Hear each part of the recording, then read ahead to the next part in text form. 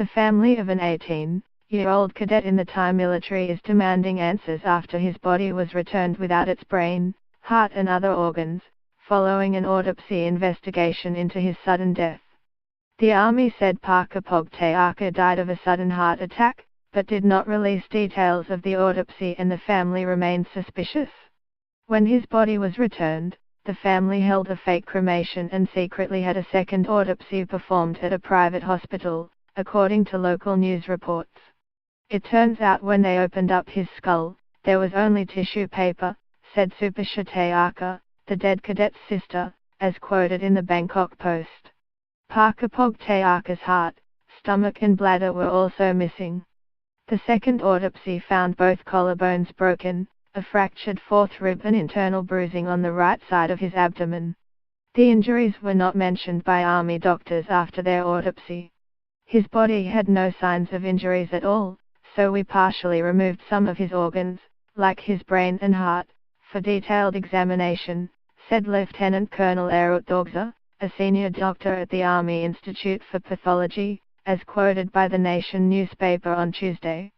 The ABC has not seen either autopsy report. Thailand is a highly militarized nation and is currently run by generals, after a coup in 2014. Each year a lottery for young males decides who gets drafted to duty, and the junta has even introduced military-style training programs in kindergartens. Thailand's armed forces have faced scandals in the past involving hazing rituals and deaths of recruits. In April, a 22-year-old conscript died while being detained at the 45th Circle military camp in Surat Thani for disciplinary breaches.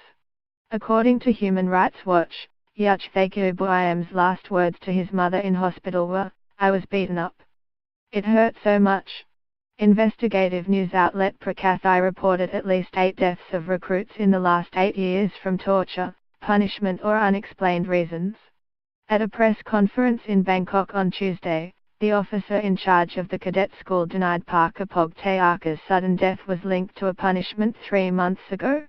On the 23rd of August, the 18-year-old was among cadets caught using a forbidden pathway and was forced to sit with his legs above his head in a sauna room for several hours, according to his sister, Supasha Tayaka.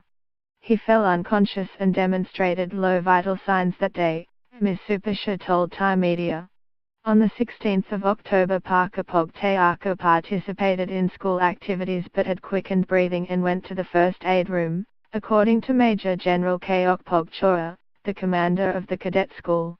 He fainted on October the 17th and was sent to a hospital, where he was pronounced dead, said Major General Kayok Pog. Australian forensic centres do sometimes retain organs for further examination, but only after extensive consultation with the family.